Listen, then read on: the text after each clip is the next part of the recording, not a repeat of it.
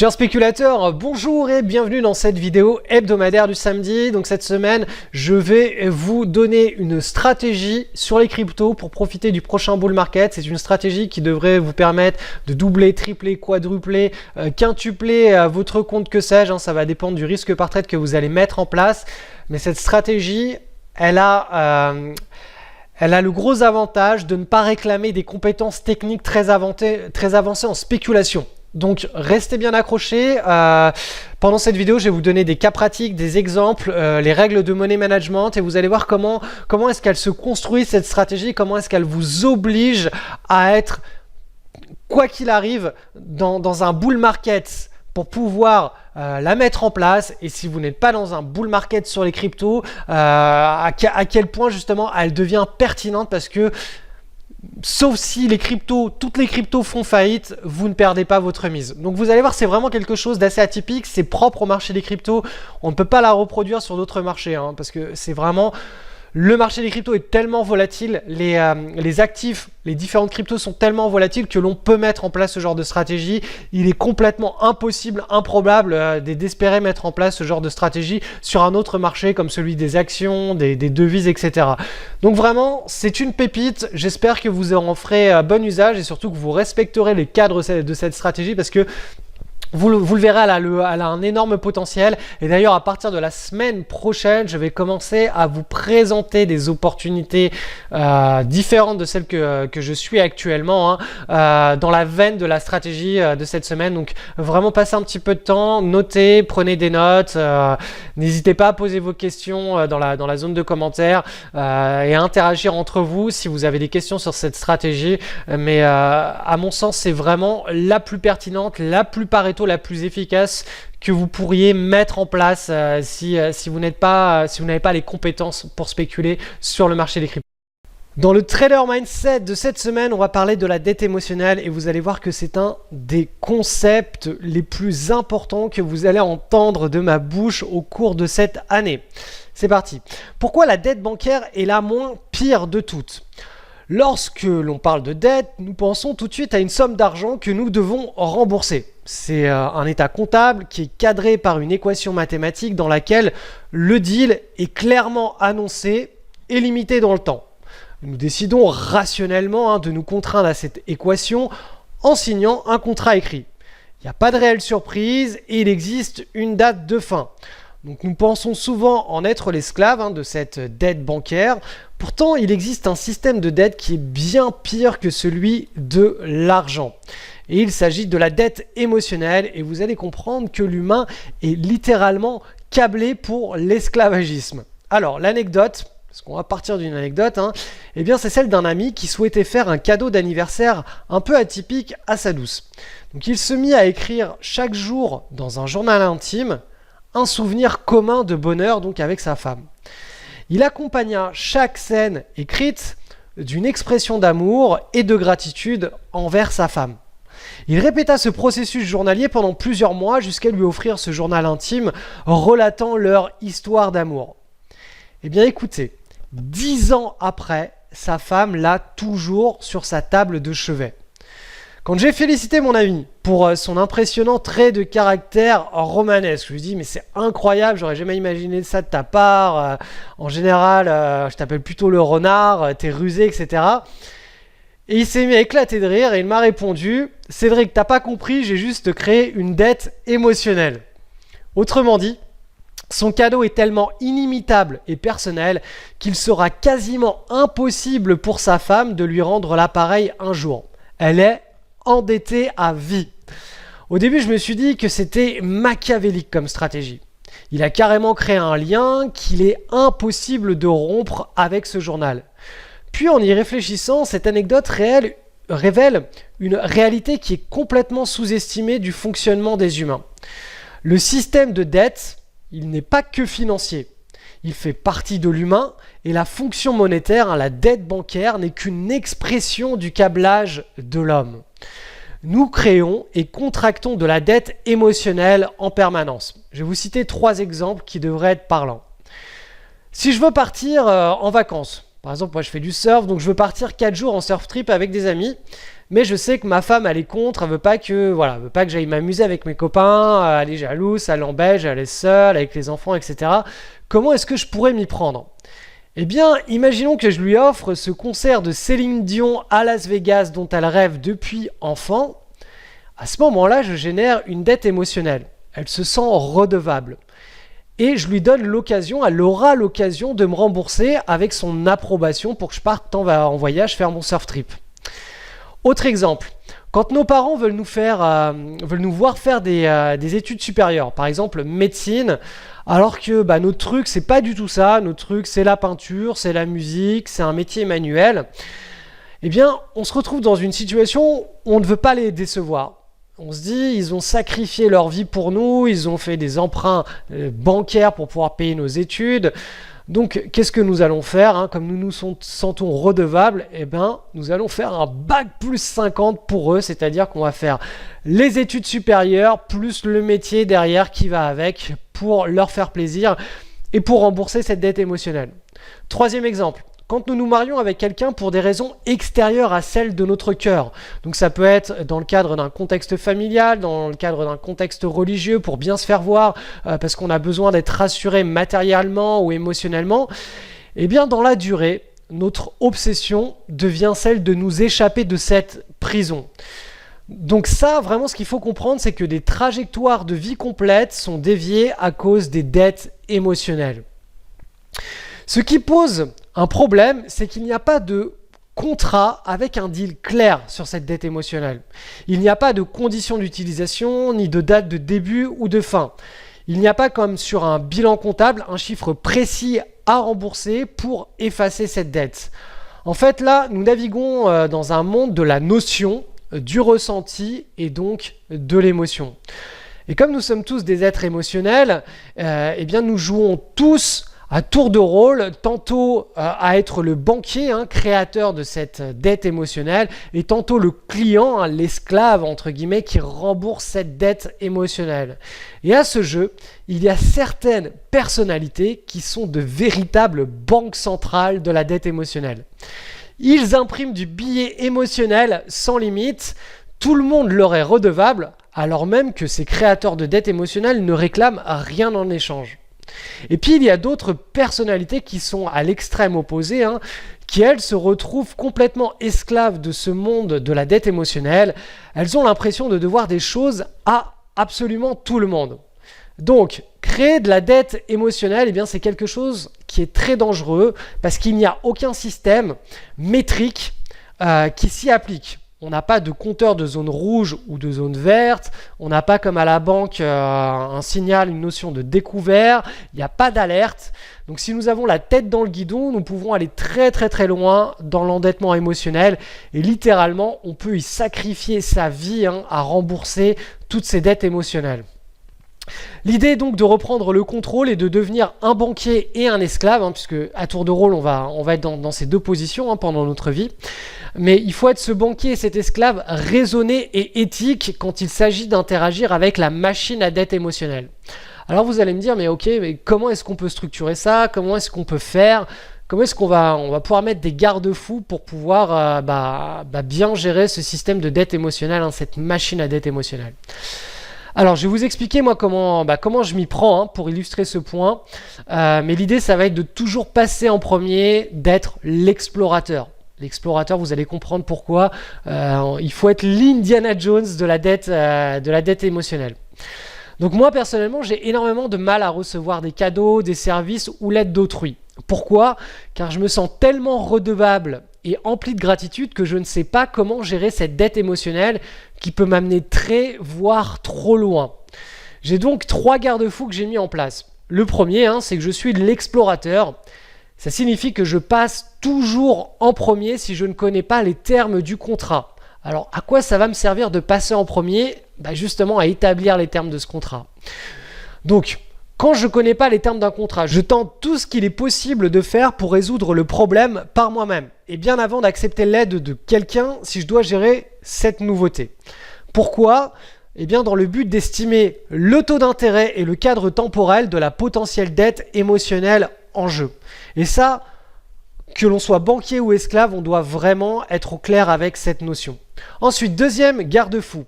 J'accepte l'aide de quelqu'un, l'aide d'autrui, si je connais les termes du contrat émotionnel. Donc si j'accepte immédiatement l'aide d'autrui, c'est que je suis capable de résoudre la problématique en question. C'est-à-dire que j'ai déjà vécu, j'ai déjà une notion de quoi on parle en fait. J'ai donc une notion de la pénibilité, du temps ou du dévouement qu'il est nécessaire d'avoir pour résoudre cette tâche. Je suis alors capable de définir un pricing sur la dette émotionnelle que je dois rembourser en faisant appel à l'aide de quelqu'un. Troisième et dernier garde-fou, le pricing doit être win-win. L'idée, c'est pas d'exploiter les gens, parce qu'on n'aimerait pas, quand on est dans une situation d'esclave de cette dette émotionnelle, être exploité par le banquier. Donc les termes du contrat doivent être exactement les mêmes, que je sois le banquier ou l'esclave d'une même dette émotionnelle. Ça évite toute dérive dans laquelle le maître éphémère pourrait profiter de son esclave. Du coup, les deux parties sont à l'aise et dans une relation qui est saine. Bien entendu, dans la vie, on peut donner sans rien attendre en retour. Le sujet n'est pas là, la problématique n'est pas là. La problématique, elle est souvent au niveau de la personne qui reçoit et qui ne sait pas comment gérer ce don. Eh bien, ce système de 3 garde-fous oblige systématiquement à passer en premier pour comprendre la situation et baliser le chemin. Comme je vous l'ai dit, ça permet de mettre en place un taux d'intérêt et un cadre temporel. C'est seulement une fois qu'on est au clair avec ce système de 3 garde-fous qu'on est en mesure de dire oui ou de dire non aux propositions de la machine à dette émotionnelle. Et cela, que l'on soit le banquier qui va contracter une dette ou l'esclave qui va devoir la rembourser. En bourse maintenant, on va faire le parallèle avec la bourse. La bourse, c'est un système qui est à la fois une dette bancaire et une dette émotionnelle. Vous allez comprendre pourquoi. Lorsque nous intervenons sur les marchés financiers, nous devons gérer 2 types de dettes. La dette bancaire avec le money management, elle est très simple à interpréter. On réalise des plus-values, des moins-values qui forment notre bilan de performance. La maîtrise du money management nous permet de cadrer ce type de dette. C'est quelque chose d'extrêmement simple. Ensuite, deuxième dette, la dette émotionnelle, qui elle doit nous faire acquérir la compréhension de la psychologie des foules. La dette émotionnelle s'interprète directement sur les graphiques boursiers. La compréhension de la psychologie des foules permet de savoir si un actif est dans une situation d'excès émotionnel ou non. Il faut comprendre que 99% des actifs ne sont pas dans ce genre de situation et ne devraient pas être traités par les spéculateurs. Le spéculateur doit donc maîtriser l'analyse graphique pour reconnaître les 1% d'actifs à fort potentiel. C'est-à-dire dans des situations où on a un excès émotionnel potentiel. Puis le spéculateur devra développer une compétence lui permettant de savoir s'il est opportun d'acheter, de vendre ou de rester en dehors de l'actif en question. Pour cela, si vous ne comprenez pas ce que je veux dire par là, je vous ai préparé un cours express et gratuit qui dure 7 jours et je vous explique tout cela dedans. Le lien est en descriptif de cette vidéo. Vous y découvrirez notamment comment reconnaître les 1% d'actifs sur lesquels on doit concentrer notre activité de spéculation. C'est parti pour le marché des cryptos. Je vais vous présenter une stratégie qui, à mon sens, est la stratégie la plus simple à tenir pour le grand public, c'est-à-dire que si vous n'avez pas des compétences avancées en termes de spéculation, cette stratégie, elle colle parfaitement à la volatilité du marché des cryptos.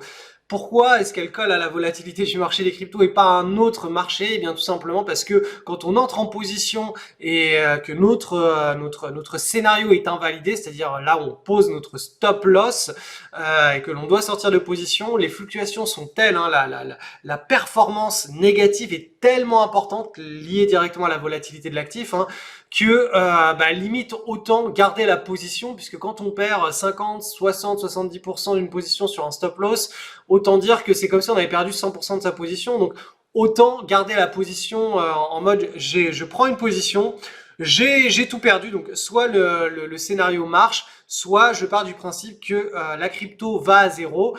Donc plutôt que de se faire exécuter sur un stop loss, on part du principe que l'on a fait faillite, enfin que la crypto a fait faillite, et ça permet de garder des positions latentes, parce que si on a une erreur de timing et qu'il y a un prochain cycle de hausse comme le fameux cycle de hausse que l'on attend pour l'année 2019-2020, eh bien, il y a de fortes chances pour que des trades perdants, qui auraient dû être exécutés sur un stop loss et avec une perte nette et sèche enregistrée, eh bien, se remettent à se transformer en gain par la suite. Donc ça, c'est vraiment quelque chose qui est très propre au marché des cryptos.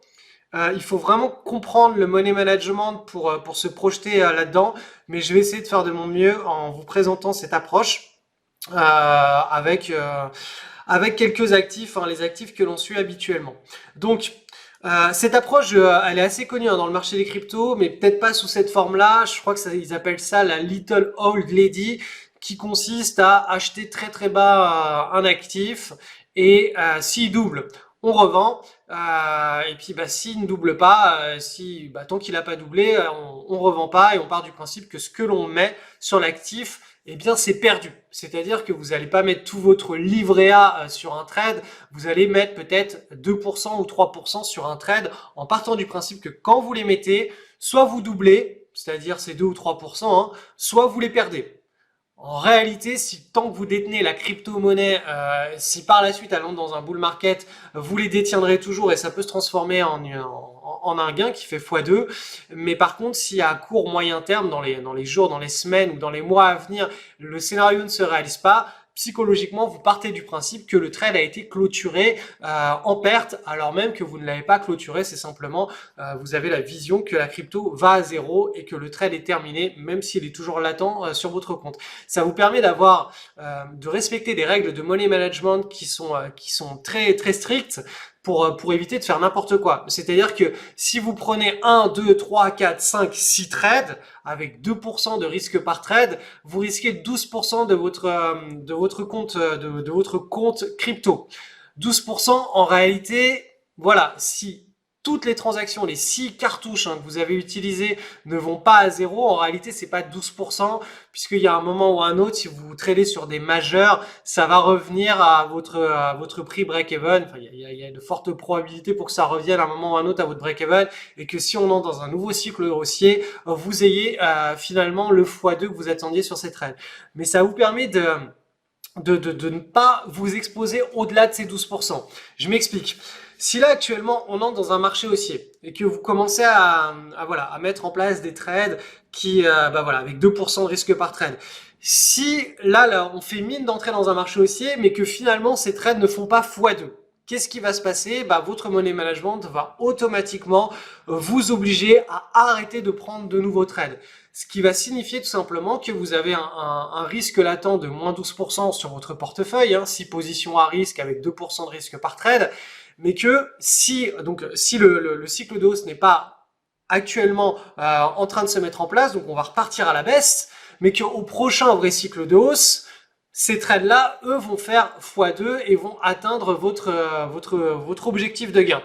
Ça signifie que vous allez être obligé, vous allez être interdit de prendre de nouveaux trades tant que ces premiers trades n'auront pas atteint leur x2. Donc, en gros, ça vous oblige à rester en position, à ne prendre des nouvelles positions que quand on est dans un bull market et que quand vous avez une cartouche qui s'est libérée. C'est-à-dire que quand vous avez parié sur une crypto, quand vous avez mis en place un trade, tant que ce trade n'a pas fait x2 et que vous n'avez pas revendu avec x2, eh bien, vous n'êtes pas autorisé à cette cartouche la libérer pour un autre trade. Donc, vous pouvez vous autoriser 1, 2, 3, 4, 5, 6 cartouches au maximum. Une fois que vous avez atteint vos 6 cartouches, il est hors de question de prendre un nouveau trade sur une crypto. Il faut qu'il y ait une de ces cartouches qui ait fait x2, donc qu'elle soit libérée, pour que cette cartouche libérée, vous pouvez l'utiliser pour un nouveau trade. Et ça, c'est vraiment extrêmement important de comprendre cette notion-là, parce que si vous êtes dans un bull market, les cartouches vont se libérer les unes après les autres. Vous allez enregistrer des x2, des x2, des x2. Et toutes ces cartouches qui vont être à nouveau à disponibilité, vous allez pouvoir les mettre en place sur des nouveaux trades. Par contre, si vous commencez à les mettre en place alors que le marché n'est pas un vrai bull market, eh bien vous allez rester bloqué avec ces 6 cartouches et vous n'aurez pas l'autorisation de mettre en place une 7e cartouche sur le marché. Et ça va d'office, vous sécurisez votre compte de crypto à une perte de moins 12% maximum qui est théorique au cas où les 6 cryptos font faillite. Chose qui est assez improbable, c'est simplement un marché qui est extrêmement volatile. Hein. Si vous tradez des majeurs, ça peut faire du moins 70, moins 80%, mais derrière, ça fait du 400, 500, 600, 1000, 2000, 5000, 10 000%.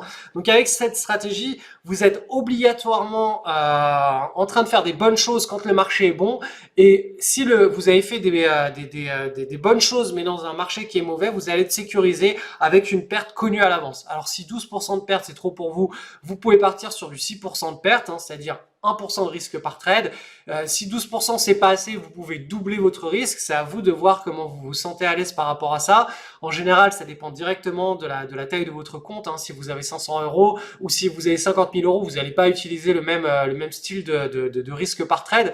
Mais en tout cas, voilà comment je recommande au grand public, hein, toutes les personnes qui souhaitent spéculer sur le marché des cryptos, mais qui n'ont pas les compétences en spéculation, d'organiser leur risque par trade et la gestion de leur portefeuille.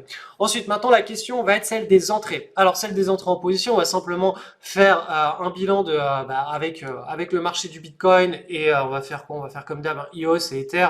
Pas besoin d'aller au-delà. Alors, à partir de la semaine prochaine, je vais commencer à vous présenter, toujours dans le cadre de cette stratégie du on double ou on garde avec 6 cartouches à risque au maximum, hein, je vais commencer à vous présenter d'autres opportunités sur le marché des cryptos. Ces opportunités seront issues des listes de ProRealTime, hein, qui est le logiciel de bourse que j'utilise. Toutes les cryptos seront contre du dollar. Hein. Je vais pas rentrer dans des cryptos contre des cryptos, sinon on va pas s'en sortir. Mais voilà, j'ai fait une analyse globale hier de toutes les cryptos.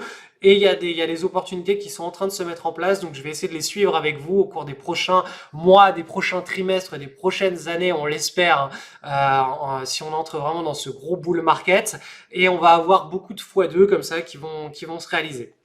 Donc, en quoi consiste cette stratégie d'entrée du x2?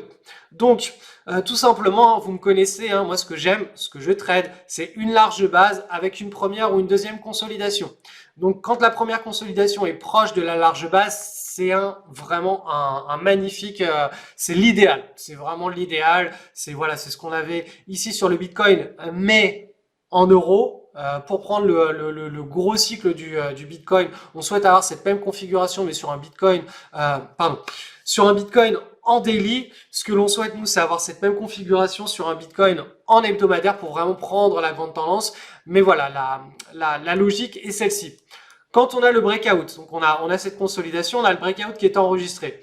La position va se prendre dans les 24 heures qui suivent, hein, une fois que le breakout est enregistré, et on va simplement viser un 100%. Donc, entre le moment du breakout et le moment de la revente, on veut 100%. Allez, viens par là. Hop, ici. Donc, là, typiquement, la pattern, on a une large base, une consolidation. Cette consolidation est cassée par le haut. Alors la consolidation, hein, faut que vous voyez au moins les bandes de Bollinger se stabiliser.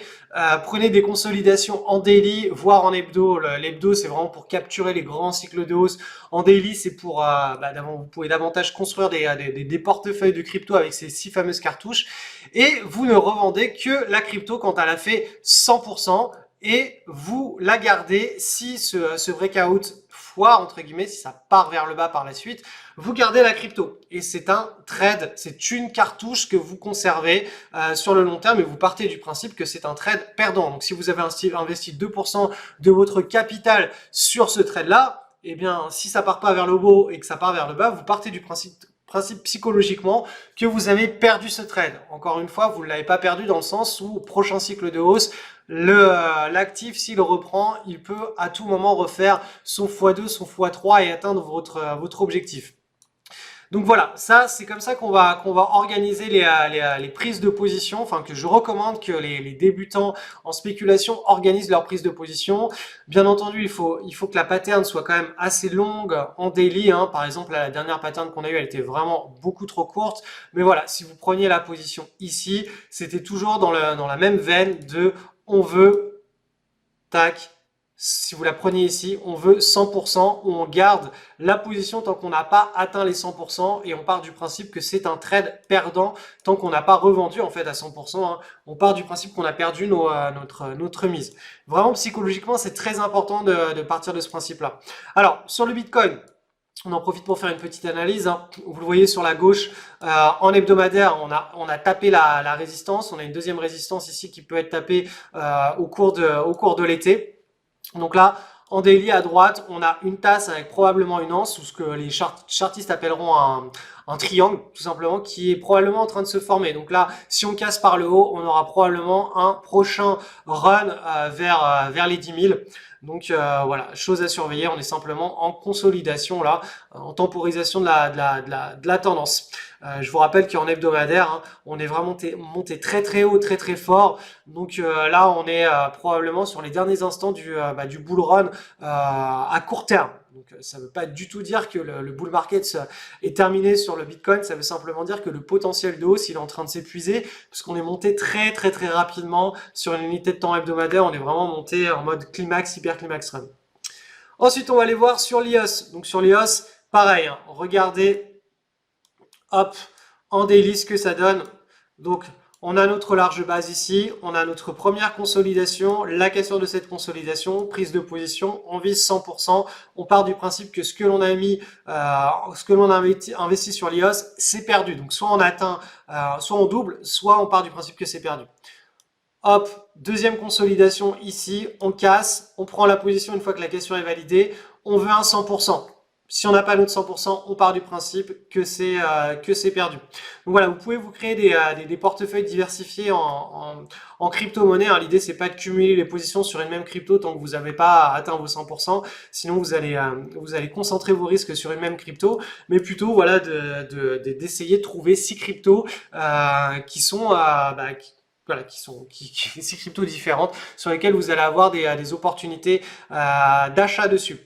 Donc pour l'IOS, hein, on est à nouveau là en train de construire on est en train de temporiser, on est en train de consolider. Donc voilà, affaire à suivre, hein. Très probablement, ça devrait se terminer par quelque chose comme ça et un nouveau breakout, hop, par le haut, et si on casse par le bas, on aura une correction beaucoup plus significative. Ensuite, l'Ethereum, même configuration, hein. On a cette large base avec la première consolidation ici, on a le breakout, donc là, prise de position, on vise les 100%, ou on part du principe que c'est un trade perdu. Là, on a une deuxième consolidation. Vous le voyez en hebdomadaire, hein, la hausse n'a pas été aussi forte que sur le Bitcoin, elle n'a pas été parabolique. Donc là, le potentiel est plus significatif, hein, sur cette deuxième pattern ici, là, si on la construit correctement. Donc, tac, tac, tac, tac. Pour moi, c'est ça correctement. C'est que les prix commencent vraiment à se contracter autour de la zone de pivot et qu'ensuite on a le breakout. Si on a le breakout sur ces niveaux-là, on aura une nouvelle accélération très probable. Et voilà, une nouvelle potentielle prise de position pour un x2 ou perdu. Donc je crois que la stratégie, on peut l'appeler la x2 ou perdu. Donc voilà la stratégie que je recommande pour le grand public sur les cryptos. C'est extrêmement simple. On prend une consolidation dans un mouvement qui n'a pas été un mouvement hyper climax run ou un climax run, c'est-à-dire on prend une consolidation dans un mouvement qui est sain, qui est long et régulier, hein, pas un mouvement comme ce qu'on a vu sur le Bitcoin ou là ces dernières semaines où c'est monté très très fort. Ça, on évite, hein. On prend ce genre de consolidation, idéalement la première ou la deuxième en début de mouvement. Si le mouvement il est sain, il est long et régulier, on peut aussi se le permettre, puisque derrière ça nous expose à la phase mania, la phase où l'actif peut monter en flèche en mode hyper climax run et faire notre 100%. Donc voilà, l'idée c'est de trouver des opportunités dans ce genre de contexte-là, sur des cryptos qui sont liquides, qui sont des majeurs, de manière à profiter du bull market et d'enchaîner comme ça les trades sans se prendre la tête avec des contraintes techniques. Bien entendu, si vous avez des compétences en swing trading, vous pouvez faire des choses beaucoup plus pointues, beaucoup plus avancées, mais je sais que la majorité du public qui regarde cette vidéo sur YouTube ou sur mon blog le samedi ne souhaite pas forcément devenir un spéculateur très avancé, très compétent. Donc c'est une Voilà, c'est une stratégie, une proposition de stratégie qui devrait satisfaire la plupart des portefeuilles si on entre dans un nouveau bull market. Donc si ça vous intéresse d'en savoir un petit peu plus sur les techniques de swing trading, les entrées en position, les sorties de position et puis tout simplement détecter les meilleurs actifs sur lesquels investir, cliquez sur le lien en descriptif de cette vidéo, vous allez être redirigé vers cette page, vous pouvez vous inscrire et recevoir pendant 7 jours un cours qui va vous permettre de vous initier, de comprendre les outils que j'utilise, comment les spéculateurs font pour spéculer sans y passer plus de 30 minutes par jour, il n'y a pas besoin d'y passer ces journées, il faut simplement structurer son approche, sa routine et surtout gérer un risque. Donc je vais vous expliquer tout ça. C'est un cours qui est gratuit, qui est dispensé sur 6 leçons. Et donc voilà, si vous avez des questions pendant ce cours, n'hésitez pas à me les envoyer par email. J'y répondrai dans la journée.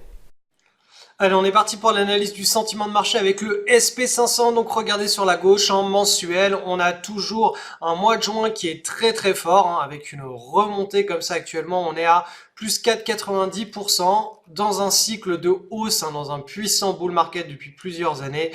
Et sur la droite, on est sur de l'hebdomadaire. Vous voyez qu'on évolue dans ce petit range ici qui constituerait la tasse et l'anse, donc c'est-à-dire l'anse qui est une figure de temporisation au sein d'une puissante tendance à très long terme d'un bull market. Donc voilà, il faut simplement que ces niveaux-là tiennent pour que ces deux bornes tiennent, que ça consolide tranquillement entre ces deux bornes avant d'avoir une cassure haussière, on l'espère, en deuxième partie d'année. Je vous rappelle une chose, c'est que on est actuellement sur la 3e année du cycle présidentiel de 4 ans aux États-Unis. Donc ce cycle présidentiel, il y a un énorme edge, un énorme avantage à la hausse. C'est en tout cas ce qui a été observé de la part du comportement des investisseurs depuis, alors là on est depuis 1896, vous voyez la 3e année fiscale, c'est-à-dire 1er octobre de 2018 au 1er octobre de 2019, on a cette surperformance des indices comparativement à toutes les autres années. Là, en l'occurrence, Trump a été élu. Donc voilà, on est vraiment dans une année qui est censée être forte. Donc on espère effectivement que ça continuera avec ce scénario pourra se dérouler. Sur le Nasdaq maintenant, l'indice des technos, on est exactement sur le même genre de situation. Je vous rappelle que le SP500 est un indice très très large avec plus de 500 valeurs. Le Nasdaq est un indice beaucoup moins large, surreprésenté par les valeurs techno, les GAFA, etc. Mais les deux ont exactement le même type de comportement. Vous voyez que le Nasdaq il est dans un puissant marché haussier depuis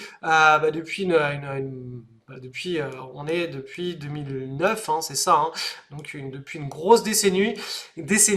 Et là, on est en temporisation depuis quasiment février 2018. Donc voilà, mois de juin à la hausse, on a fait combien actuellement? On est à plus 4,6% au mois de juin. Idem à droite, vous avez la représentation du Nasdaq sur une unité de temps hebdomadaire. On évolue ici dans ce range, donc tout ce que l'on souhaite, c'est que ce range tiennent et que les fluctuations des prix, le consensus se définissent autour de ces deux bornes et que les fluctuations se réduisent avant d'avoir notre breakout, puisque que le breakout soit à la hausse ou à la baisse, si les fluctuations des prix se sont bien temporisées, on aura un mouvement d'ampleur par la suite. On va aller voir ce qui se passe maintenant du côté du marché européen avec le CAC 40 avec dividendes bruts réinvestis. Donc vous voyez qu'en mensuel, on a exactement le même genre de configuration que sur le marché américain. Donc là, je ne vais pas me répéter. Mais voilà, ça évolue en hebdomadaire sur la droite entre ces deux bornes. Donc quand on arrive sur le haut d'une borne comme ça en zone rouge, c'est que on a potentiellement un affaiblissement. Et quand on est en bas du range, on a un renforcement et des réactions à l'achat de la part des acheteurs. Sur le CAC petite et moyenne capitalisation, idem en hebdomadaire. Là, on a encore un potentiel de hausse qui est assez significatif puisqu'on est au milieu du range. On a été tapé le milieu du range. Donc là, très probablement, on devrait aller chercher le haut du range au cours de l'été. Et pour le DAX, l'indice allemand, vous voyez que lui, on est proche de la zone de surchauffe. Donc ça devrait pas dépasser facilement cette zone avant d'avoir une réaction de la part des baissiers. Donc, quoi qu'il en soit, hein, sur les indices, on est dans un range, hein, vous le voyez en hebdomadaire, ça range. Les opportunités sont du côté du marché américain. Sur le marché européen, il se passe des petites choses, mais c'est pas la folie. Et donc, rester sur un money management défensif, quoi qu'il arrive, hein, tant qu'on n'est pas sur un marché haussier avéré à la fois sur les marchés américains et européens, il vaut mieux rester tranquillement. C'est-à-dire qu'on peut saisir des opportunités, mais on a un risque par trade qui est bien plus défensif que lorsque l'on est dans un marché haussier. Allez, dernier petit rappel avant de quitter cette vidéo, inscrivez-vous à ce cours gratuit de 7 jours pour vous enseigner les bases en spéculation, vous apporter les outils, mettre en place votre petite routine de swing trading. C'est vraiment, il y a du super contenu dans ce cours, donc n'hésitez pas. En plus, voilà, encore une fois, c'est gratuit, donc vous allez recevoir 6 leçons sur votre boîte email et on se retrouve tout de suite pour le premier cours.